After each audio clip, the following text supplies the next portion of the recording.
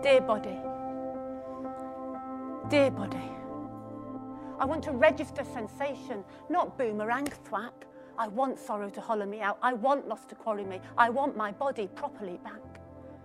I want presence from the depths of these membranes, making the most of what's left of this one wild and precious and over life. Now I'm no longer frozen, I've chosen. I won't be a jack-in-the-box, a fixed grin, a tin soldier, a wooden-worded girl with the world's hand up her skirt, voiceover uncut. I want to be morphed and more, not die-cast. Resilience is not metallic. This is not static, mechanical stuff. You, us. Aren't we always transforming and transformed? How the hell else do we get each other through it?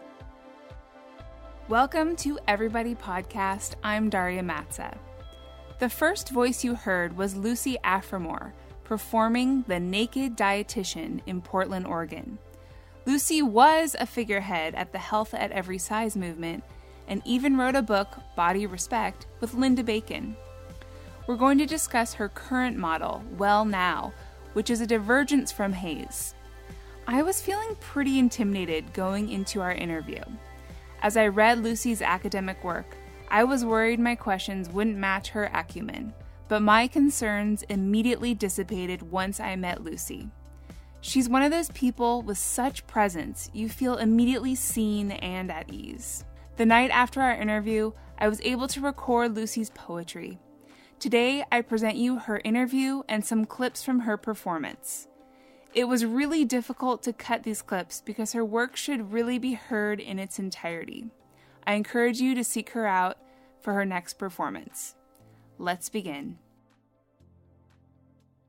Did you come to this work from personal experience, or what made you become a dietitian? Yeah, so which version would you like?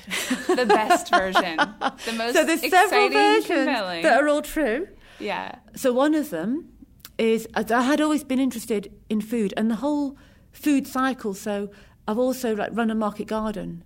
So the whole growing of food. I wouldn't say I'm a foodie. I like good food if somebody else has cooked. I'm not a brilliant cook. So not a foodie in that sense, but I like gardening, that growing, the whole sort of cycle of it. So that's one thing that had appealed to me. And I remember even in what we'd call primary school, that my school projects would be on farming. So that was one thing. Mm-hmm. And then I did a lot of running as well. So that's another sort of food interest as well. And when I chose the degree, had I known that there was such a thing as food politics, I'd have done it. And I didn't know that at the time. So I think I was looking for critical thinking as well. And then also I chose it because I wanted to leave England. And when I looked into it, the voluntary service overseas at the time wanted nutritionists. I thought, I'll be here. So that was... and then also absolutely my own struggles with food, bodies, shame, understanding, really. Uh-huh. And I don't think that was uppermost. I think when I chose the degree, I'm not sure I still would have articulated that I had any problem that I couldn't just run my way out of or think my way out of. And what is really fascinating for me is that had I been officially diagnosed with eating disorders and then been open about it, I wouldn't have been allowed to study. Oh, really? Yeah. And that's still in the UK. And I know that somebody that was speaking to me recently, she'd had the same experience very recently, that you had to declare. It was something like this, you shouldn't be thinking about this degree if you've got a history of eating disorders. And what does that say about our approach to eating disorders and to recovery? And also the fact that, therefore, we have a knowledge base, such as it is, that explicitly seeks to exclude these voices, and that otherwise you're expected to repress. If somehow you do manage to get in, you're expected to repress this experience, which is terrifying. And even once I'd qualified with flying colours, I remember going for the first job I went for in the National Health Service. There was 2 posts being advertised, and one was a community post and one was an eating disorder post. And as it happens, I wanted the community post, that's what I'd gone for. But the interview there was somebody from eating disorders there, and he must have picked up on something in my CV, must have, picked up on something, because he said that, of course, if you've got any history of mental illness, you wouldn't be allowed to work in this post. Wow, that just seems like discrimination. It's massive, it's massive, yeah. And what is really interesting today. For me, this interesting. is that. So he ran eating disorder services in the area that I worked, and I presented to their team, and I've got a walk-in part on a book that he subsequently published, where he says that a colleague of mine says about asking the question, what is it you're hungry for? And it's just really interesting, the whole way that... Yeah. Well, first it makes me think of empathy. Like, how could you be a provider to someone with an eating disorder without that empathy piece? But it also makes me think about, I was talking with Dana and Hillary in the interview about this study that just came out looking at, the using anorexic behavior for weight loss. And we were talking about how there's so many providers still in their eating disorders here.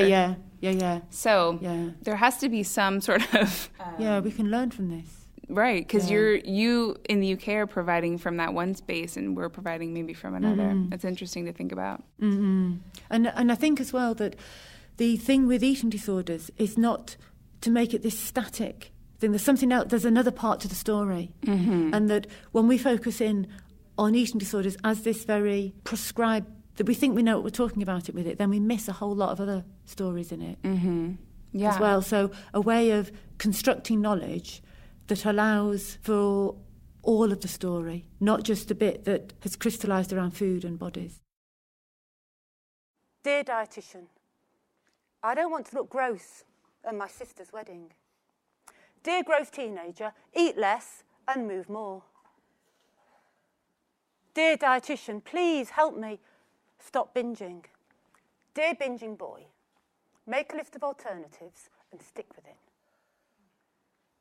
They bully me. Take control with your knife and fork. You could speak to a teacher, but you know the score: gluttony, sloth, couch potato. These Q&As are taken from the British Dietetic Association's TeenWise site. I kid you not.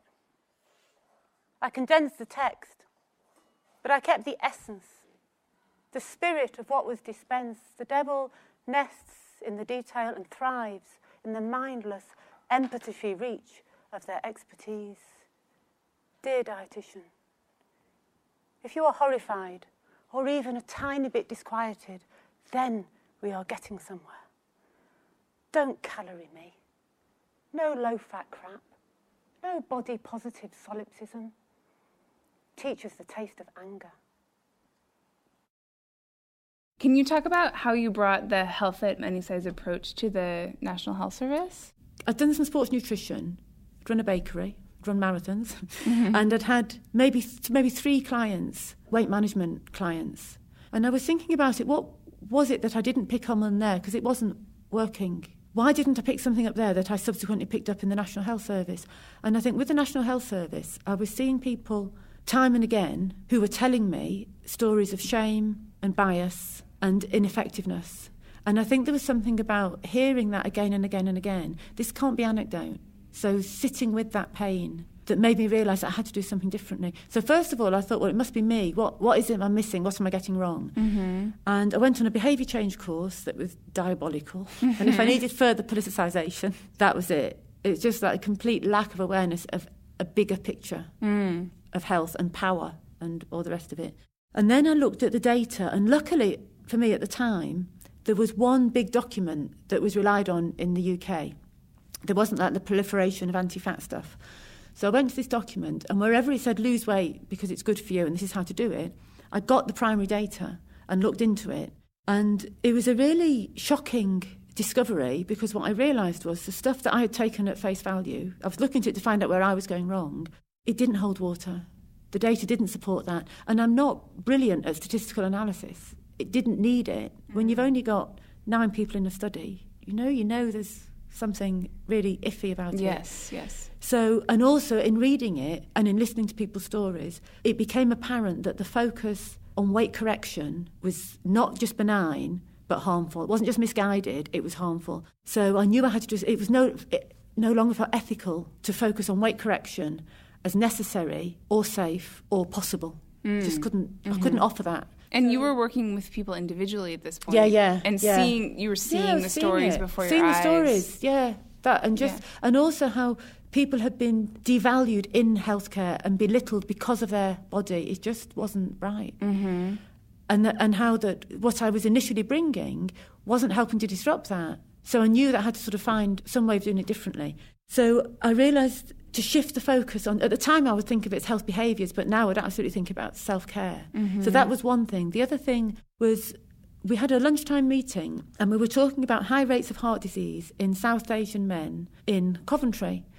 And that's very typical. Throughout the UK, South Asian men have about double the rate of heart disease as the general population. And we can imagine what we talked about, ghee, smoking, sedentary behaviour. And I was thinking, apart from the weather, that changes, surely when somebody moves from the Indian subcontinent to the UK, the thing that changes is racism. Surely, and it was like the elephant in the room that we weren't talking about. Wow. And I, like I said, I was a very junior member of the team, and I didn't say anything, but I just thought there must be something. I didn't have a way of even really asking the question, putting it into words. And I went to a clinical database, and I just typed in racism and heart disease, and I got a hit. And that made me realise that how people get treated in their everyday lives has a metabolic impact, interlinked with, but also independent of diet, smoking, alcohol, exercise. So that led me to sort of desktop research, this huge area that I'd had a sense of. Some of the areas that I would cycle out to do my clinics, I didn't feel safe to be there. Surely that affects our health. But right. I didn't have a way, the way that I've been taught in dietetics, of making sense of it, of helping people join the dots, of doing anything with it. So that led me to a lot of work on somebody called Michael Marmot, who's done a lot of work on a concept that he came to call the status syndrome, that basically says if you're treated like a second-class citizen, your health will suffer. So even if we've got 100 people in a room and we're all eating the same lifestyle behaviours, those people who are treated with respect, who have secure jobs, will fare better than those people who aren't. And it seems to me as well that even if we take health out of it, we need to do something about oppression and privilege. So it's not just as a route to better health, but it's as a route to a fairer world, because that's where it's at. Yeah. There's so many questions that are coming to mind for me, but the question I was thinking of earlier on was, if you take these two humans, one who's marginalized, one who's not, but they're doing the same behaviors we see as health, eating, movement, all these things. How big do you think that factor is for them? I mean, if we look at, if we look at the data, that our health behaviours at the outset are between 5 and 25% of the difference in health inequalities. It's tiny. Tiny. It's absolutely tiny. That's not the same as saying that self-care makes no difference. So I think that self-care is crucial to quality of life, whether or not it touches statistics on health inequality. If we're serious about health inequality, we need to find a way of bringing social justice into the self-care. If we go into an area that's very poor and there's a lot of marginalised communities and do a totally awesome health promotion campaign so that everybody's eating the same and all the rest of it as somebody in a wealthier, more affluent area, that will barely touch health inequalities until we also get real about racism and homophobia and ageism and trauma. We need to start talking about trauma as well. And so we can have a lot of privilege, but it doesn't stop us from being wounded, but it often gives us more resources. And that we will carry on being wounded as long as trauma and social justice isn't put in the equation. Yeah, this is amazing. I'm just like, okay, yes. And there are ways of doing it. Even so, I was trained as a traditional dietitian, a very reductionist, and I believed in this stuff. So there are ways. To anybody who's listening, who's wondering, am I redundant? Absolutely not. There is work to be done. Yeah. You mean if you're a dietitian? If you're a dietitian, how can I, or anybody, how can we can we make a difference? Can we contribute? So what do we do about this piece? So I think that it starts in us. Taking a deep breath, realising where we've gone wrong, and self-compassion. We need self-compassion to be able to sit with what we've got wrong and the mistakes we're about to make with that. And then to bring that politicised awareness and intentional. So I think it needs to be relational, embodied, and intentionally political. So for me, it's been a lot of paying attention to language. Can you give me an example of that? So an example would be, I talk about weight correction. And languages around weight and body size. Instead of weight loss, is that what you're saying? Yeah, instead of weight management, even weight normative. That I think that looking at weight normative or weight correction is great. There's more attention being paid and that we're together discovering a language that works. For me, weight correction holds within it the brutality of somebody saying there is something wrong with your weight. That's a really brutal thing. Right. Correction has that almost correctional facility. Yeah, exactly. Is what comes to mind. Yeah. So to create room for thinking about these things differently. And I think a lot of it is validating people's experiences. That should not have happened. You should not have been told that there was something wrong with your body. Validating people's experiences, validating people's emotions, creating a place where people can show up with ambivalence, with rage, with fury, with grief, and acting as advocates. And looking at how can it happen that somebody comes to me and they've tried for 40 years to lose weight and it hasn't worked, and they come asking me to help them lose weight. So helping people take their own stories seriously. So what is the process you do with someone with that, coming to you with that? One of the things is to let somebody know that they are worthy of respect, whatever, whether they've got any intention of eating vegetables or listening to what I say or anything. Because in that, we help somebody begin to entertain the idea that it might be possible for them to trust themselves. And I think that's crucial. So that every bone in my body has to reflect that you have it within you to heal the disconnect, whatever that is. And that we are always in relationship, and that disconnect has had a logic. It's been a resourceful response. If we'd had any other response, we'd have been able to choose it. So it's helping people get different perspectives. And bringing in social factors that influence that, so it doesn't end up in people feeling shame or blame, and also overwhelm. I think overwhelm is a really huge thing as well. If I'm saying that, so this idea that just because somebody has certain life experiences, and we know that these can be statistically linked with particular outcomes, is not the same as saying that everybody with these experiences is hurtling on this trajectory. Right. And also because these trajectories have happened when this stuff hasn't been talked about. Right. And it has been repressed, and the support hasn't been available. And that health has been seen not as residing in fair societies and growth-promoting relationships, but health has been seen residing in how many vegetables we eat. Right. How much we move. And how much we move, yeah. Right.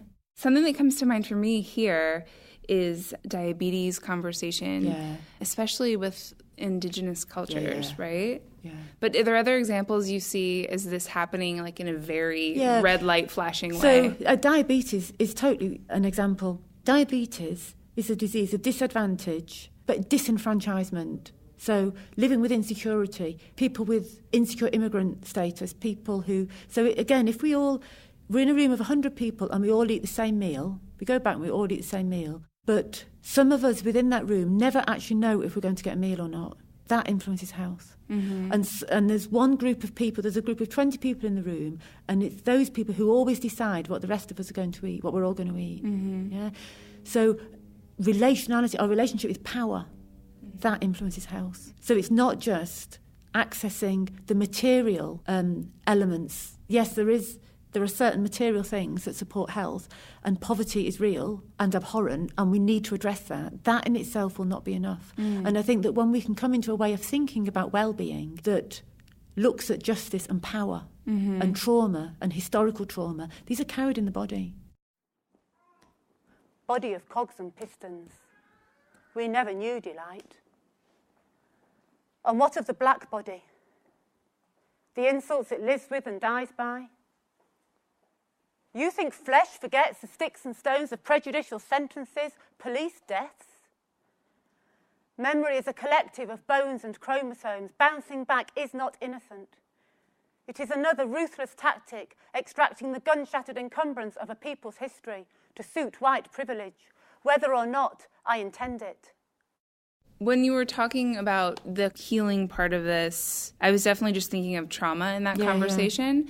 But I wonder where that carries when you're systematically being discriminated because of your size or, I mean, so many things, right? There's so many things, So if you are healing your traumas, but then you're still walking around in this world we live in. That's trauma. Right. Yeah. So it's just trauma over and over again, and we're bringing more, okay, help me out here. What do we do? So collective. So what we, so I think it's having these sort of conversations. Right. It's speaking it into being. That sort of eco-feminist phrase that we can hear each other into speech. So if I am really struggling with something, and I think I'm the only person struggling with it, that in itself becomes more shaming because it's isolating.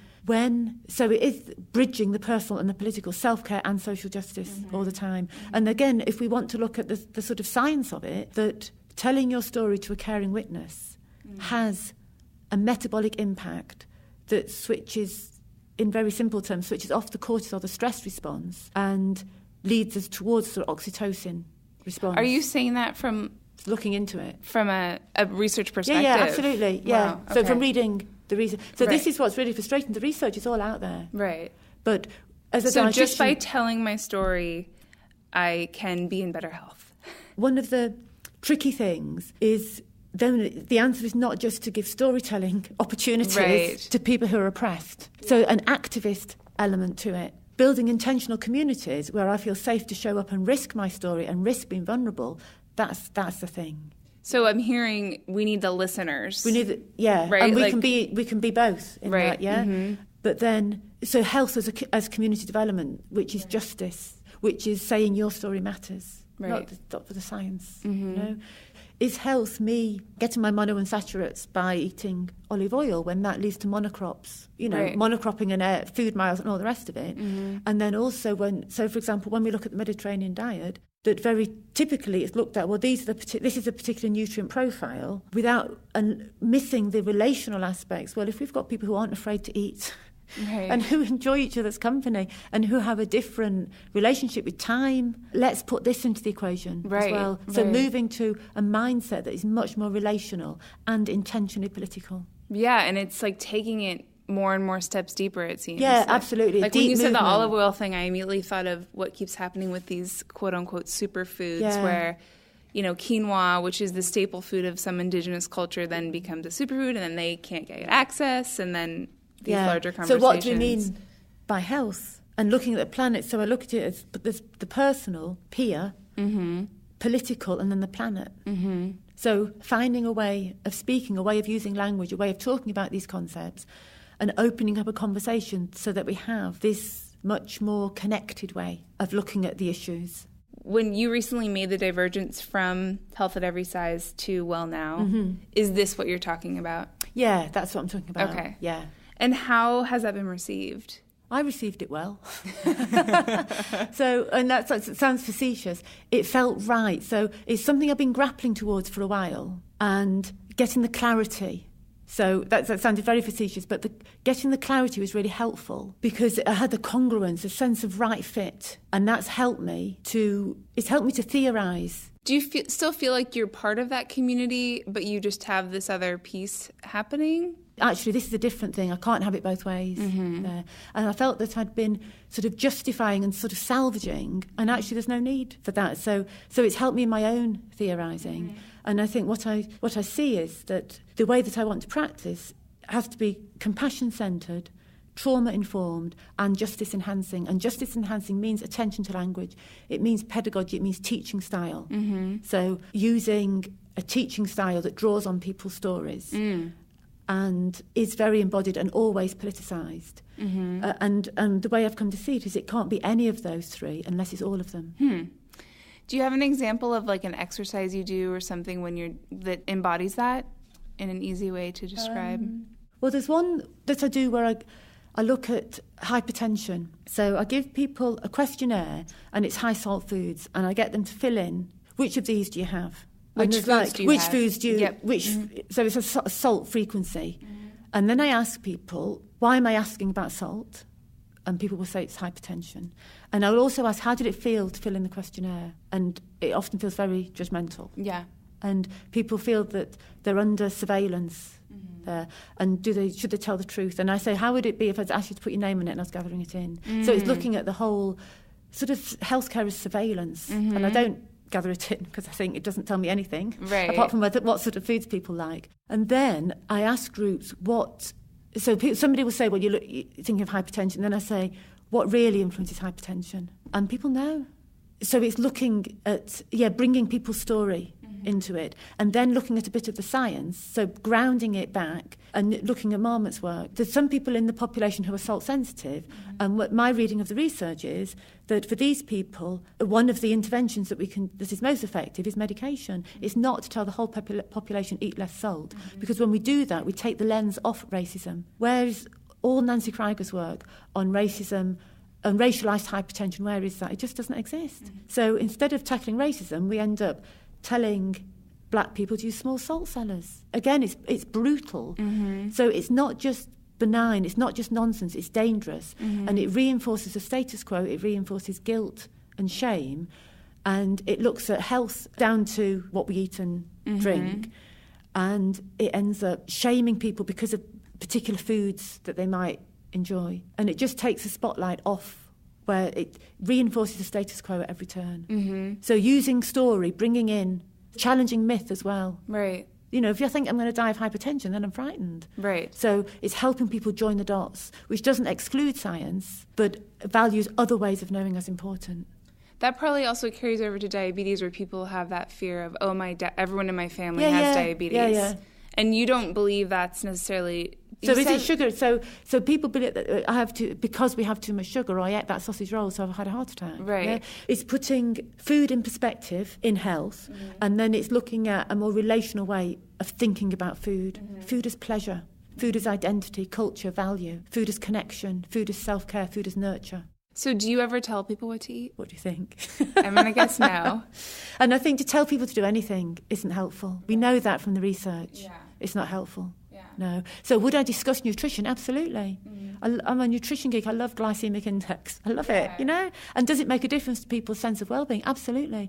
As does understanding. So helping somebody understand, when I eat this, I feel like this. It's hugely powerful.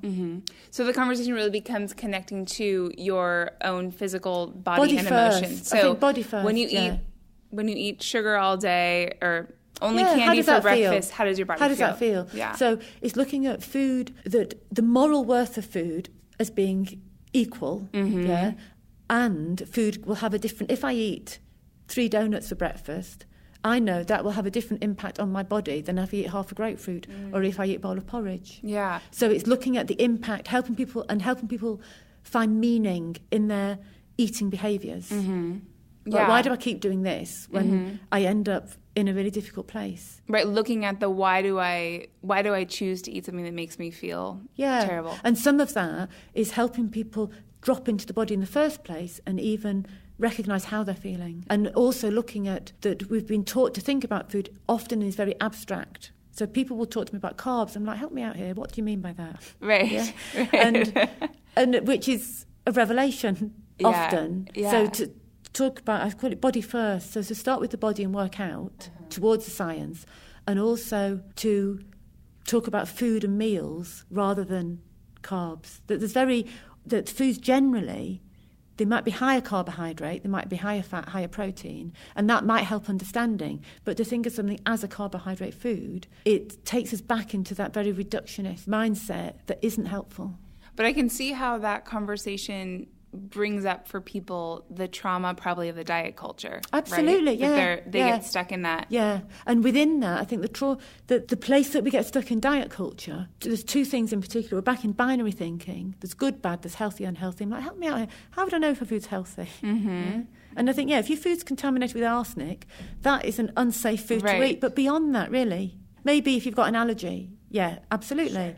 But this whole idea of me knowing what would be an appropriate food for somebody else to eat, how would I know that? And there's no research that shows anywhere that any food is healthier than... What do we mean by healthy? Then? Right. Yeah. So it comes back. So it picks. You see how annoying I can get? Yeah, I love it. So looking at that, so there's the binary, so getting away from good, bad. And then one way they'll do that is to use 3 examples for things. And that's also one difference with that health at every size would be frame itself as non-diet. But I think if we talk, that's a binary. We've got diet and non-diet, and then it's hard to think beyond that.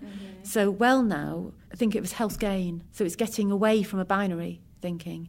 And also this idea of neutrality, both the belief in the possibility of. And so I think it's one thing, it's pretty audacious, challenging a lot of mainstream thinking around weight. To believe in neutrality is to throw out the whole of quantum science. That's even more audacious. Right.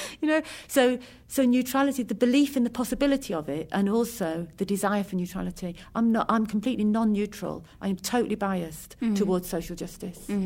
So I think looking at language in that way, and seeing how that... So it's the diet culture. Yes, because the diet culture is a product of binary thinking out of relationship and of a belief in good, bad, and a belief in neutrality, objective, reasonable, as a place to go to. And make it messy. Do you get any flack for talking about this and being thin? I don't know about... So So I suppose, does my embodiment make a difference? Yeah. I think it makes a difference. I don't really know about tell me, before you go to the question, tell me about how you change the language there. Oh, because for me, flat would mean it's got an aggressiveness, which might be my misinterpretation of it. No, I meant that. So I think I don't really get aggression, I would say, but I do. But it does make a difference. That's what I was clarifying. Yeah. Okay. So people will say to me, well, it's okay for you, Lucy. And so I will use it that if I was 4 stone heavier, my life generally, and as a dietitian, would be different because of it. Mm-hmm. Yeah? And if I'm doing a larger lecture or workshop, I put a slide up at the end, and it's just, how would you have heard me differently if I was fat? And people know it would make a difference. Mm-hmm. So it's helping people to sit with, which is often quite a painful realisation, because they've been nodding away all along with it, that we get it intellectually, but fat shame is so deeply ingrained in us, often at such a visceral level, that we have that response before we can intellectualise it. Right, you have to go at it through the emotion. Absolutely. Mm-hmm. And I think that the way to be effective is to be affective. So to keep bringing emotions in, but without shaming people, without humiliating. So even the people who I really disagree with, that shame is not the answer. That's not love's work. And what we're talking about is love's work. Friends, can you feel it yet? You're not telling me nothing has changed. Between you and me, I'm telling you, a conversation is a biological communication of interpolated souls, and in this confluence, my tongue's one pulse vibrates the waves and particles of your glottis too. We are in flux, not enamel, not estranged. As such, we percolate each other through our wonder, with our pain. They couldn't know this before, of course, but I held the Shrewsbury Poetry Group beside me every edit as my pen chiselled away at home at the stone of unknowing that enclosed this poem, and I absolutely knew they'd hold me in the gift of witness when I unveiled it for the first time. And I was right. Emboldened by my tribe, I will not be afraid. This interstitial wizardry of showing up and trusting trust is what begins the worthwhile stuff. And calibration returns a musculature of words that were once beyond me, like grace and belonging. And okay, I know it's dead corny, but I mean it. Feeling, really feeling the love. I mean, I think about when I was in the hospital, even just with giving birth to children, the food is so horrible. And then, your mom brings you a home-cooked meal. That's it. And you have that healing feeling, but it's really about the fact that your mom brought you the home-cooked meal. Exactly. Yeah, right? That's it. Yeah. So, and we're not taught ways of helping people value that or navigate it. The whole idea of overeating, so people will say to me, well, I eat too much of this, and I think you ate just as much as you needed. You might not know what your hunger's for.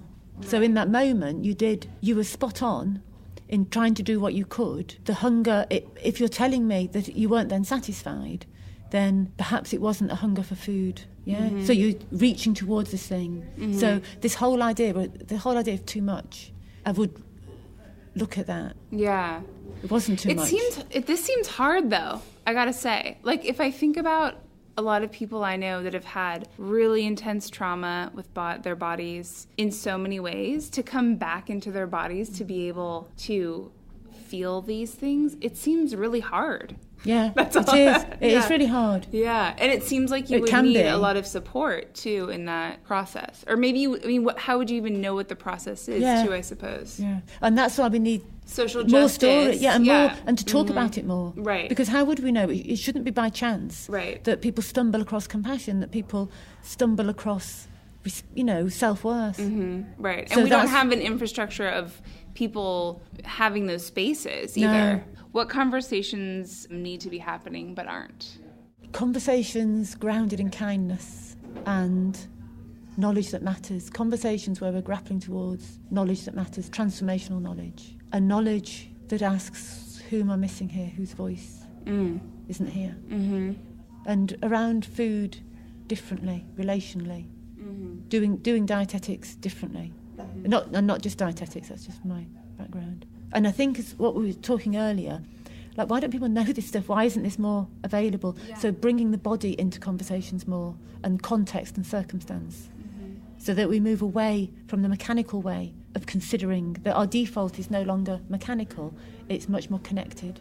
As I've been doing this podcast, I keep getting the same questions posed to me over and over. So I decided to do a little role-playing with Lucy to get more of her perspective. I'm having this experience with people where I tell them what I'm doing and they don't believe me. Like, you tell them weight does not matter. It cannot come into their framework. And I was hoping you could help me with some comebacks. Okay. So the thing is, I think weight does matter. Okay. Yeah? It matters because, like we've just said, that in my experience of living in the world, I get a lot of thin privilege. So I want to be aware of that. It does matter. It does make a difference. If I can't fit on a seat, if I'm worried about going to the doctors that I don't make that phone call, it does matter. So I'm not weight neutral. Right. I don't think it's helpful to be anything neutral. I'm weight safe. Weight equitable. Weight equitable. Right. Yeah. But you don't necessarily believe people should change their weight, or it's not possible. So I don't believe in weight correction. You don't believe in weight correction, but I believe that as long as there's weight stigma, we need to talk about weight. As long as there's racism, we need to talk about race. Right. Yeah. So it's not like a colourblind approach. Right. We need to talk about this, and perhaps in the work that I do, that I see people who have been told verbally and non-verbally, there is something wrong with your body. You are wrong, you have brought any health condition on yourself, and you need to try harder and you need some willpower. And then I am really careful to make sure that I say that, what you've told me, the people have said this about you, and they were wrong. They should never have said that. So to explicitly say it, so put this in the equation. When people come to you with the fix me, you come at them with the I see Tell you me about and that. hear you. Tell me your story. Yeah. I love that. Yeah. It's so beautiful. So let's look at your questions. I'm pulling these from the things that keep happening to me over and over again. And I think I've gotten good at some of these answers, but okay. If I listen to my body, it's just going to say eat French fries and ice cream all day long. And then what? How would you feel? It feels good. I love French fries and ice cream. I can't do that because I'm going to be fat. So it sounds to me that what you're talking about is you're eating in a way where you've left your body. Because if you were wanting to eat French fries and ice cream every day, you're probably going to end up feeling a bit yuck. So what you're talking about, it stops being about pleasure. You're eating with abandonment because you can. Because somewhere along the line there's been this rule, I can't, and our pushback is, well, I'm going to do this thing now that I can. And so you've been told that you need permission to eat what you want. And in this case, it's French fries and ice cream. You need no permission from anybody. You can eat them if you want, and you don't have to if you don't want to. And it sounds like part of that, if you're saying you want to eat what you want, this idea of want and longing and pleasure and desire, that might be the place to explore. So when I eat French fries and ice cream, how do I feel? And how much of it do I need to eat to feel the way that I want to feel? And that what you're talking about, it sounds quite disconnected from your body. So it's an eating with abandonment, perhaps. And when we can eat with more of an attunement of saying, well, how's that for me? Do I want more ice cream? Do I want a different ice cream? So giving ourselves permission to eat what we want when we want. And recognising, of course, the social, maybe I can't afford to eat what I want. What does that mean for me? So perhaps just looking at why you've thought you can't eat French fries and ice cream in the first place and exploring those sorts of things a bit more might bring you to a different place with it. This happened to me the other day. My friend is really, really overweight. I mean, she can't walk. She's uncomfortable. She just really is hating to be in her body, and she's uncomfortable. Don't you think she should try to get smaller? So I'm interested that we use the word should quite a lot. And really, I don't think there's any shoulds about it. Because if I tell somebody they should do something, then I think that I know better than them what will be helpful for them. And of course I can't know that. One human being can't know that for another. I can know what the research says, and I can know my own experience and what other people have told me, and I might be able to offer some guidance. And within that, if I was working with somebody who was telling me, if that was somebody coming to me looking for support, that this person has been told that their body is a problem, and if they're in a lot of pain, they might have begun to believe that. And certainly it can be a lot harder living in bodies that are in pain, and hard living with impaired mobility for whatever reason. So they might have a small body and still be in pain and still be having impaired mobility. But people have been taught to believe that there's something morally wrong with their body because of this. And I don't believe that for a second. So helping somebody to recognise that although they've been told these things, and they might believe it, and they've told me that they want to be thin, that within that, and within their coming to me and saying, help me with this thing, there's a belief that it's possible, that I have got something to offer that will reliably and safely make them thin. And that's correction, that's weight correction. So it sounds like somebody's struggling with pain, and they're struggling with shame around their body, and they're struggling with the onslaught of being told time and again there's something wrong with them. These are the points of intervention, these are the things to address. And within that, I don't know what will happen to their body, if anything. But I do know that living in a body that we fight is more likely to be riddled, to be associated with more pain. Living in a body that I'm helped to support and help towards acceptance, that's the thing that is more likely to help reduce the pain and the suffering that goes along with it, and the suffering that goes along with thinking there is something wrong with my body and that I should be doing something about it. Okay, last one. I'm addicted to sugar. So, who do you think gets addicted to sugar? Everyone, really? All of America is addicted to sugar. Have you Yeah. seen in the news? I should do a detox next week. I should get off of it because the more I eat it, the more I want. And what about when you try not to eat it? Well, I do it for usually about 2 weeks, and I feel great. Feels great. And then I usually go back to it. But, I'm really worried about the effects because it's so addictive. So what makes you think it's addictive? Well, in the news, there was a study where it lit up your brain like the same way as cocaine. And if I told you that drinking a glass of water when I was thirsty lit your brain up in the same way, Really? do you think you get addicted to water? No. So might there be something else going on? Maybe I just trusted what they told me on the news. Which is like a million. Yeah, that's like, okay, let's talk about this. Yeah. So also that this whole thing of addiction. So if the biscuits are there, or the cookies are there, and I'm trying not to eat them, yeah, that's a constant thing. Me and those cookies are in conversation. Right? Should I? Shouldn't I? Should I? Shouldn't I? And the energy is in the fight. It's in the trying not to. The point is not really whether I've eaten them or not. It's the distress, the energy that goes into me not eating them. If the biscuits are there, and I'm going to have 1 or 5 if I want them, and I'm not if I don't want them, and if I'm not particularly hungry, I might not notice them, unless they're completely delicious, in which I will notice them and take them. Right. But I don't then beat myself up for it afterwards. So the thing of addiction is, it puts the cookies there and it says, don't eat me. We're in the fight, this belief. The people who tell me that they're addicted to sugar and that they're craving sugar are the people who are trying not to eat it. Right. The energy's in the fight. Right. So, role play over. I did talk to someone about that study with the brain lighting up, and they were saying they didn't bring in the factor of people who are restrictors. Yeah. So if your brain is restricting and then you see sugar, it's going to light up. But a brain that says sugar is not a bad food doesn't do that. Yeah. So helping people, so looking at the physiology of sugar, if I ate nothing but sugar, my teeth would fall out and I'd probably get scurvy. Right. No, there's a physiology to it. Right. But so then it's looking more at where does the fear come from? What's the meaning as well? Because a lot of it's identity. So if I'm trying to be whatever it is, whatever sort of identity it is that I'm grasping by eating or not eating sugar. And that, in mainstream nutrition as well, there can be a lot of derision around superfoods and beliefs in it. It comes from distress, and health does not involve belittling somebody for their distress. Right. However it manifests. So it's helping people understand what's the meaning, what would it mean to you if you had some sugar?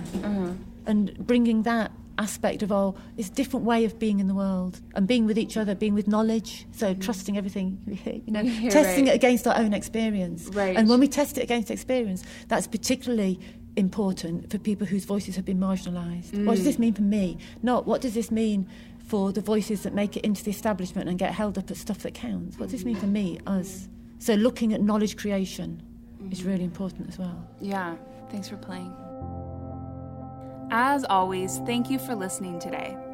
This episode opened my eyes to ideas that have been lurking in the shadows. I hope you feel this way too. Do you have a question for Lucy? I'm planning a follow-up interview, and I'm asking you to write me with questions. You can do it through our website at everybodypodcast.com or any of our social media accounts. Please tell me your stories and ask me your questions, because remember, this podcast is for everybody.